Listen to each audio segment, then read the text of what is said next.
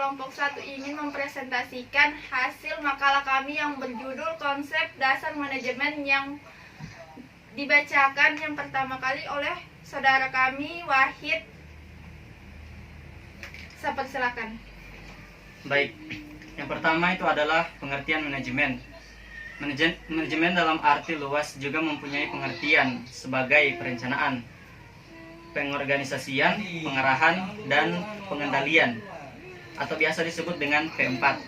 Sumber daya organisasi untuk mencapai tujuan secara efektif dan efisien. Pengertian manajemen secara umum adalah ilmu dan seni dalam mengatur, mengelola, dan mengkoordinasi yang bertujuan untuk melakukan suatu tindakan guna mencapai tujuan. Baik, selanjutnya akan dilanjutkan oleh saudara Rifki Munawar. Baik, terima kasih. Selanjutnya bagian B, konsep dasar manajemen. Yang pertama, manajemen sebagai ilmu. Suatu ilmu pengetahuan yang berusaha secara sistematis untuk memahami mengapa dan bagaimana manusia bekerja sama untuk mencapai tujuan. Yang kedua, manajemen sebagai seni. Manajemen adalah seni yang mencapai hasil yang maksimal dengan usaha yang minimal.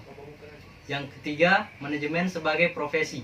Manajemen sebagai profesi merupakan suatu bidang pekerjaan yang dilakukan oleh orang-orang yang memiliki keahlian dan keterampilan sebagai pemimpin atau manajer pada suatu organisasi atau suatu perusahaan tertentu.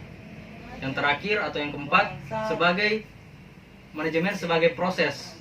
Manajemen adalah proses yang khas terdiri dari tindakan perencanaan, pengorganisasian, pengendalian, di mana dalam masing-masing bidang tersebut digunakan ilmu pengetahuan dan keahlian serta diikuti secara berurutan dan tujuan yang telah ditetapkan. Selanjutnya akan dilanjutkan saudara saya, saudara Ardianto. Kepada saudara Ardianto, silakan. Ya, terima kasih. Ya, bagian C, fungsi manajemen. Pertama, ada planning atau perencanaan. Perencanaan adalah suatu rangkaian proses kegiatan menyiapkan keputusan mengenai apa yang diharapkan terjadi. Sebagai salah satu fungsi manajemen, perencanaan menempati fungsi pertama dan utama di antara fungsi-fungsi manajemen lainnya.